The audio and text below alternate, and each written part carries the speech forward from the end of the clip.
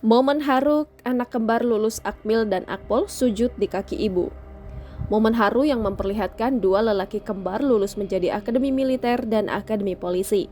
Dalam video yang diunggah di akun TikTok @faisal2009ad pada Senin 22 Mei 2023 menampilkan video ketika lelaki kembar ini menjumpai orang tuanya. Dalam video itu memperlihatkan lelaki kembar itu langsung memeluk kedua orang tuanya setelah mereka dinyatakan lulus menjadi Akademi Militer dan Akademi Polisi.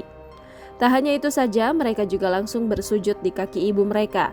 Dalam video itu juga memperlihatkan sosok sang ayah mengenakan baju seragam TNI. Video itu memperlihatkan dari seragam yang dikenakan sang ayah menunjukkan pangkat yang terselip di lengan kanannya. Tampaknya ayah mereka adalah seorang bintara TNI dengan pangkat serka.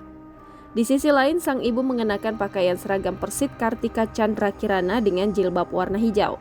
Tentu saja, momen haru ini membuat warganet turut mengomentari di akun TikTok @faisal2009ad. Jangan lupa subscribe, share, komen, dan like ya!